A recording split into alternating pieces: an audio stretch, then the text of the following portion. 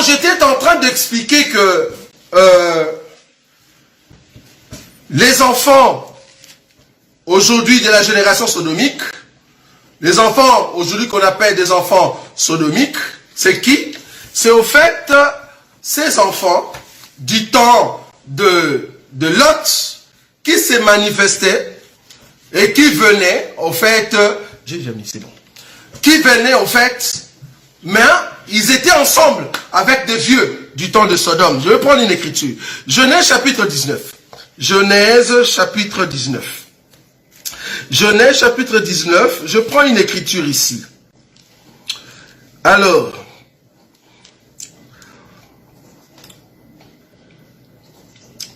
Genèse 19, le verset 4. Remarquez avec nous. Genèse chapitre 19, le verset 4. La Bible dit, il n'était pas encore couché que les gens de la ville, les gens de Sodome, entourèrent la maison. Depuis les enfants, vous voyez ça? Depuis les enfants. Quand on dit ils n'étaient pas encore couchés, ça dit c'est vraiment la nuit. C'est vraiment la nuit. C'est pendant la nuit où les gens doivent dormir. Ils n'étaient pas encore couchés.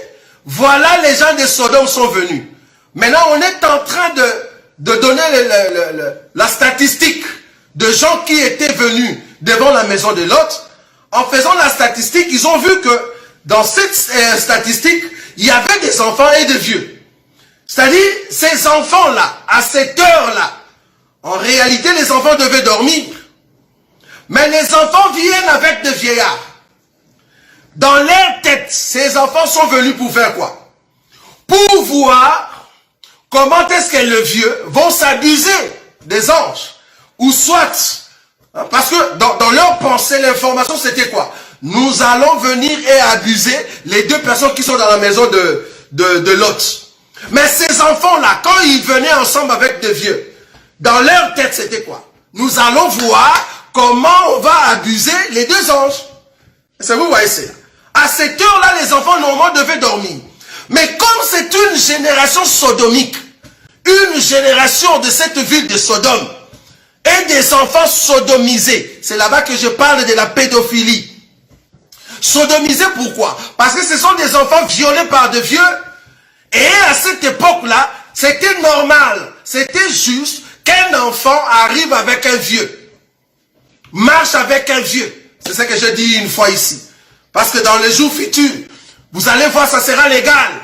Un vieux avec un petit enfant. Une vieille avec un petit garçon. Ça, on le voit déjà en France. Que Dieu nous aide. Vous voyez? Donc, des vieillards qui viennent avec des enfants à l'heure que les enfants devaient dormir. Et ils sont là. Ils sont venus faire quoi?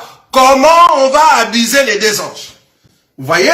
Ces enfants-là, ils avaient leur mari sur place dans ce groupe-là.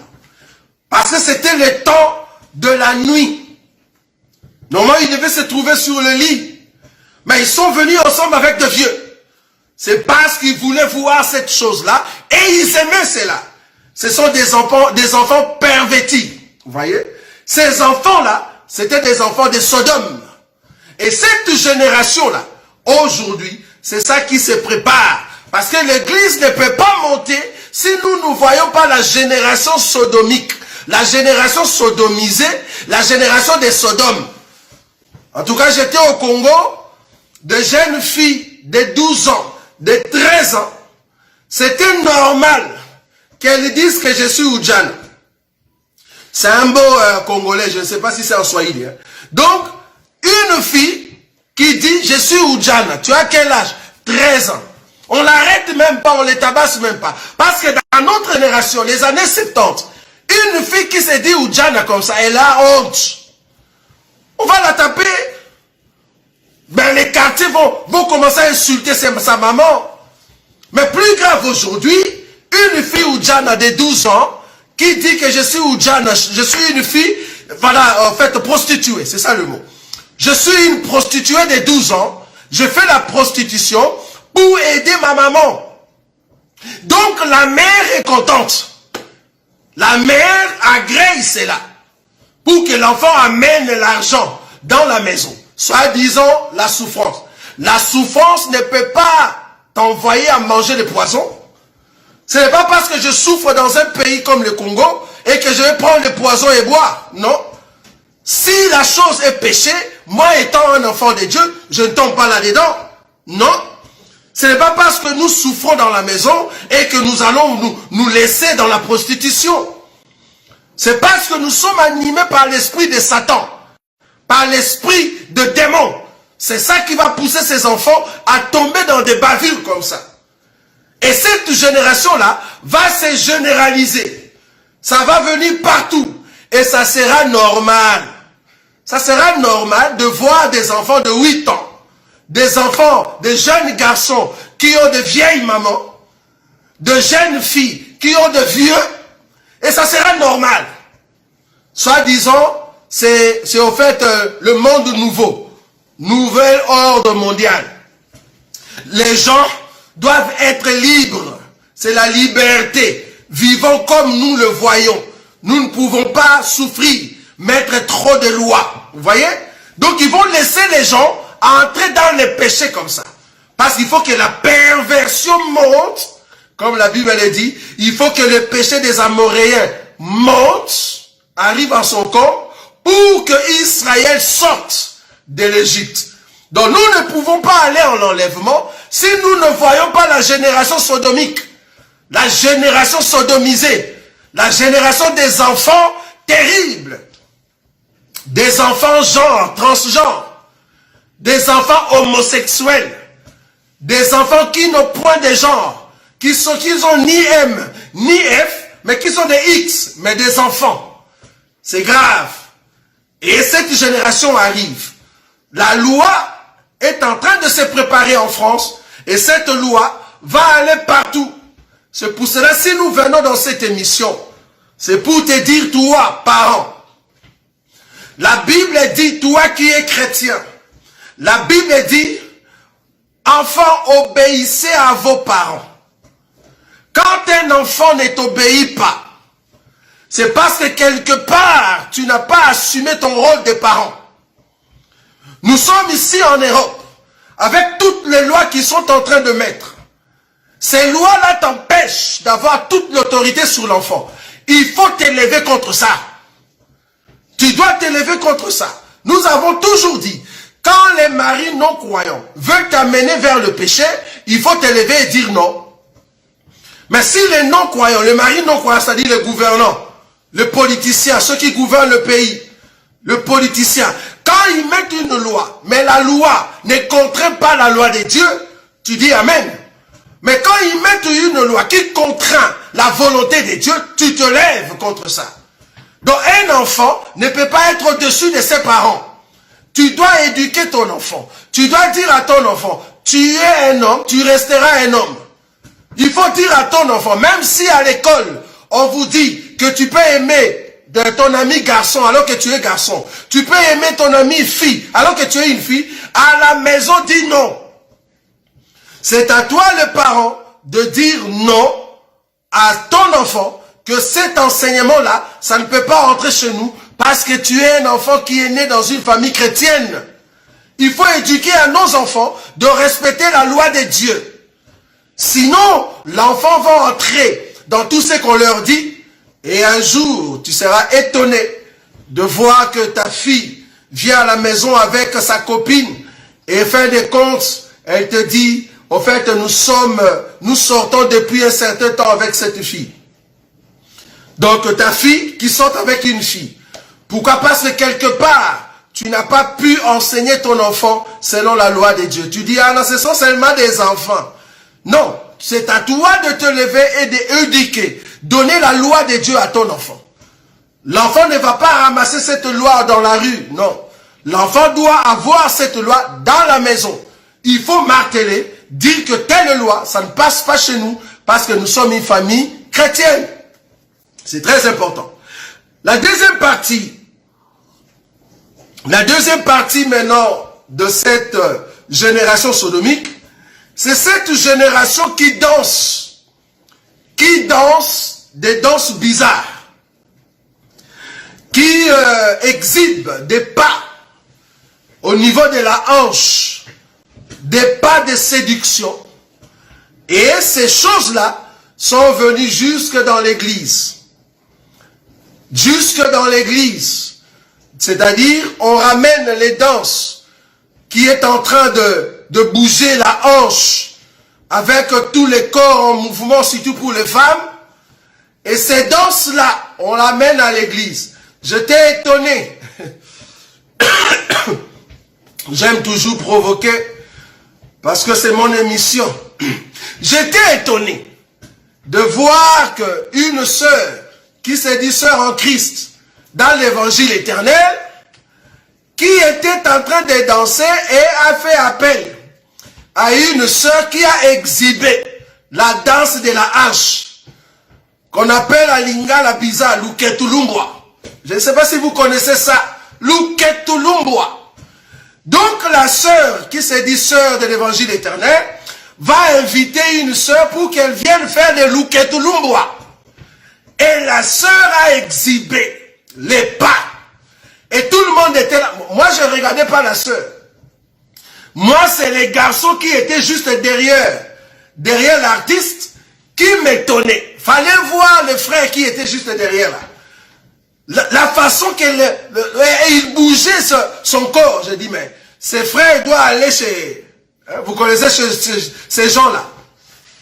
Donc, une sœur qui invite une autre sœur pour bouger sa hanche.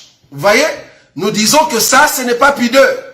Devant tout le monde. Et je me dis, les ministres qui étaient là, quand vous avez vu ça, pourquoi vous n'avez pas condamné? On comprend que vous étiez là pour voir comment ça bouge. C'est ça. Ça bouge. Oh, l'onction, ça bouge. Waouh, cette sœur a l'onction. Regarde comment ça bouge. Gloire à Dieu, ça c'est l'onction, ça. C'est ça, non? Vous étiez là-bas pour dire l'onction. Parce que nous condamnons ça. Mais vous étiez là-bas pour faire quoi? Pour voir comment la sœur danse. C'est ça, non? Des danses de Luketulumbwa. Et là, elle danse, vous êtes content, vous acclamez. Vous acclamez quoi? La hanche ou l'onction? Vous acclamez quoi? Le rythme ou la hanche? On vous comprend. Je vous avais dit 3 choses vont frapper là-bas. La cupidité, l'impudicité, l'adultère et la sorcellerie. 3. Vous allez le voir petit à petit. Des cupides vont commencer à sortir. Des impudiques, déjà nous le voyons, des adultères. Vous allez voir des sorciers sortir. Je ne dis pas que toutes les assemblées de saints sont comme ça. En tout cas, quelques-unes. Quelques-unes des assemblées, malheureusement, tombent là-bas. Je n'ai pas dit toutes les assemblées parce que tous les pasteurs des assemblées des saints ne sont pas comme ça. Mais en tout cas, beaucoup que j'ai rencontrés, malheureusement, sont comme ça. En tout cas, moi, beaucoup que j'ai rencontrés, malheureusement, sont cupides, sont des sorciers et sont des impudiques et adultères. Mais je dis, tout le monde n'est pas comme ça. Ça va? Donc, la danse en question est venue dans l'église. Alors que c'est une danse païenne. Est-ce que vous voyez? Maintenant, je vais vous mettre ici une personne qui a amené cette danse-là, parce que la danse en question a, au fait, échelonné vers d'autres pays de l'Afrique. Et plus grave encore, dans l'enseignement qui se trouve dans leur champ, l'enseignement n'est pas juste. Je vais vous mettre quelqu'un ici qui était en train de chanter, parce que c'est ici que je vais terminer. Je ne saurais pas parler sur l'apparence du ministre, ça sera prochainement. Je vais vous mettre ici une personne qui était en train de chanter pour Jésus, parce que l'émission c'est Biyemba Yemba. Et la personne a dit ceci dans la chanson: Jésus m'a dragué. Les mots, je n'ai pas dit que la pensée n'est pas juste, mais le mot Jésus m'a dragué. Tu sais, quand tu fais des chansons, faut pas aller au-delà de ce qui est présenté. Si tu ne connais pas l'enseignement, n'allez pas au-delà. La personne a dit dans la chanson, Jésus m'a dragué et je n'avais pas accepté pour la première fois. J'ai d'abord vérifié, je voulais d'abord vérifier. Parce qu'une femme qu'on drague au premier jour et qui accepte, c'est de la sorcellerie. Alors, j'ai essayé de vérifier, j'ai vu qu'il est le chemin, la vérité et la vie, et c'est comme ça que je l'ai accepté. Regarde la chanson. Jésus m'a dragué. Oh, draguer veut dire séduire une personne pour aller avec elle dans une aventure. Or, quand nous parlons d'une aventure, c'est quelque chose d'imprévu. Quand nous parlons d'une aventure, parce que draguer veut dire séduire, amener une personne dans la pensée amoureuse pour aller vers l'aventure. Or, Jésus-Christ, quand il nous a aimés, ce n'était pas pour l'aventure. Non, ce n'était pas quelque chose d'imprévu. C'est ça le mot. Ce n'était pas quelque chose d'imprévu. Ça, c'est un. Et la personne est partie plus loin. La personne est partie plus loin pour dire que, voilà, je voulais d'abord tester, voir si réellement il est ce qu'il disait. Et quand j'ai vérifié, c'est comme ça que j'ai accepté. La personne n'a pas bien compris l'écriture. Au lieu de se dire que nous sommes une épouse de Christ, la personne a dit, nous sommes tous des épouses. C'est-à-dire plusieurs épouses de Jésus. Non, non, tu n'as pas bien vu l'écriture. Bon, je vais le mettre quand même. C'est là-bas que nous allons terminer parce que je vous dis, dans le monde de la séduction, ça entre dans l'église, mais il faut avoir l'œil pour commencer à frapper là-dessus. Ça va? C'est très important. Je veux mettre la chanson « Jésus m'a dragué ». Écoute seulement la chanson, hein. « Jésus m'a dragué ». Soi-disant, il chante pour Jésus, c'est grave. Écoutez, « Jésus m'a dragué ». Écoutez cette chanson. Rapproche-moi au nez. Ah, laissez-moi parler. Laissez-moi parler. Je vais vous parler. Rapproche-moi au nez. Ça me donne quoi? Mais il y a quelqu'un, depuis qu'il m'a appelé, son crédit ne finit jamais. Même si tu m'insultes, il me dit je t'aime. Et cela me suffit. Et cela me suffit. Écoutez, je vais continuer. Oui. Je vais continuer. Je vais vous démontrer que c'est écrit dans la Bible que Jésus m'a dragué. C'est écrit dans la Bible. La Bible nous dit, nous sommes les épouses. Et celui notre époux. Est-ce que c'est la vérité? Ah ouais. On n'épouse jamais la femme qu'on n'a jamais draguée. Sinon c'est la sorcellerie. Moi Jésus m'a dragué. Jésus m'a dragué. Hey, Jésus l'a dragué. Hey, Jésus l'a dragué. C'est grave ça. Jésus l'a dragué. En tout cas pas moi. Jésus l'a dragué. En tout cas pas moi.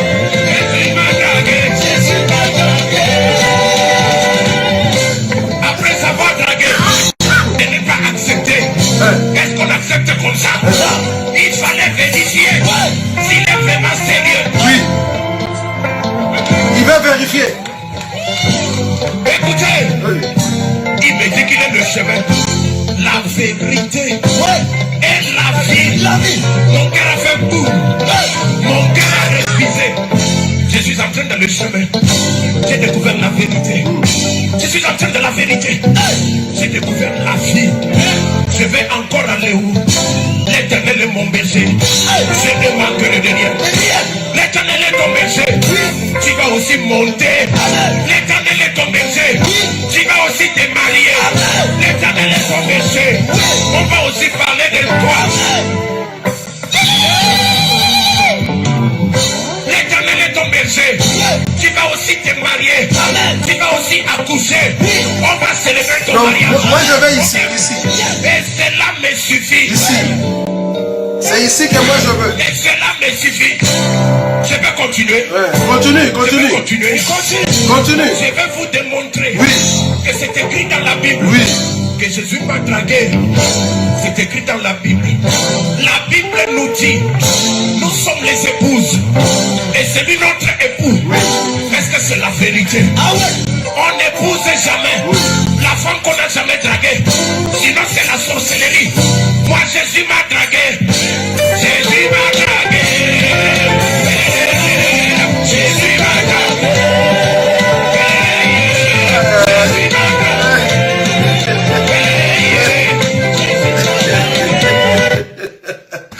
Ah non, ça c'est grave, ça c'est grave. Ah non, non, non, les chansons, les chrétiens. Ah, les chrétiens, ça c'est les crétins, je ne sais pas. Jésus l'a dragué. Ça c'est grave. Donc une personne qui est assise comme ça, l'inspiration du Saint-Esprit vient. Jésus t'a dragué. Ah, Jésus. La Bible dit, parce que Jésus ne nous a pas dragués. Parce que draguer, c'est-à-dire, je séduis une personne pour faire une aventure. Vous voyez? Je drague pour faire une aventure. Or, quand Jésus est venu, je n'ai même pas réfléchi. La Bible dit, Pierre était en train de pécher. Vous allez trouver cette écriture, je crois, dans le livre de Matthieu. Pierre était en train de pécher avec son frère. Jésus lui leur a dit, laissez vos filets, suivez-moi. La Bible dit, aussitôt, ils laissèrent le filet et tout. Ils ont suivi Jésus. Ils n'ont même pas réfléchi. Ils n'ont même pas vérifié. Pierre a rajouté, nous avons tout laissé, nous t'avons suivi. Qu'est-ce que nous allons? Nous t'avons suivi. Nous avons tout laissé. Nous t'avons, on n'a même pas vérifié. Je ne vérifie pas. Et en plus, Jésus ne nous a pas dragués. Il nous a aimés. Il y a une différence entre draguer et aimer. Quelqu'un qui aime, parce qu'il nous a aimés avant la fondation du monde. Donc je n'étais pas encore venu. Lui, il m'a déjà aimé. Donc Christ est mort à la croix alors que nous étions encore des pécheurs. Ça, c'est pas draguer. Ça, c'est aimer. Jésus ne nous a pas dragués. Non, non. Jésus nous a aimés. On aime quelqu'un même dans ses défauts. Même dans ses défauts. Vous voyez? Donc j'étais encore pécheur. Christ est mort à la croix pour nous. Jésus ne nous a pas dragués, non. Et puis plus grave encore, il dit, il n'est pas écrit que nous sommes des épouses de Christ. Non, la Bible n'a pas dit ça. Il n'y a pas cette écriture-là. Dans la Bible, il n'y a pas une écriture qui dit, nous sommes des épouses de Jésus. Il n'y a pas. Non. La Bible dit, nous sommes des membres d'un corps, un seul corps, qui est son épouse. C'est dans ce sens-là que la Bible présente la chose. Nous sommes l'épouse, une épouse pour l'époux qui est Christ. Parce que l'épouse est préparée pour l'époux. Vous voyez? Nous ne sommes pas des épouses. C'est pour cela les gens qui soutiennent la polygamie, ils disent que Jésus, Dieu a plusieurs femmes. Non. Dieu a une épouse. Une épouse. C'est pas plusieurs. Donc du coup, si tu vas dans ce sens-là, tu vas tomber dans le piège de dire, Jésus m'a dragué pour que je devienne son épouse. Là, tu tombes. Tu rentres dans le corps qui a été prédestiné avant la fondation du monde. Des chansons bizarres. Jésus m'a dragué. Et toi aussi, tu les chantes dans ta maison. Jésus m'a dragué. Tu danses comment? Jésus t'a dragué. Jésus m'a dragué. C'est ça. Va chanter à l'église. Ça sera quoi? La louange, l'adoration. Je vais chanter pour Jésus. Amen. Allez, accompagnez-moi les musiciens impudiques. Les musiciens avec des pantalons déchirés. Avec des pantalons où on voit des cuisses. Hein? Des musiciens bizarres avec des locks sur la tête. Allez, accompagnez-moi. Jésus m'a dragué. Et là, le pasteur regarde la maman. Oh, moi aussi, je t'avais dragué. C'est comme ça qu'on chante? C'est grave, ça. C'est quoi cette chanson-là? Jésus m'a dragué. Une chanson bizarre, animée par l'esprit de l'impudicité. Jésus m'a dragué. N'importe quoi. Et des chansons comme ça, tu l'achètes et tu chantes ça chez toi. Il faut faire attention avec des chansons bizarres. Voilà.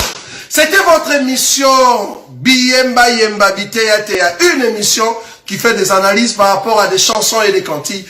Que Dieu vous bénisse. Nous allons nous rencontrer prochainement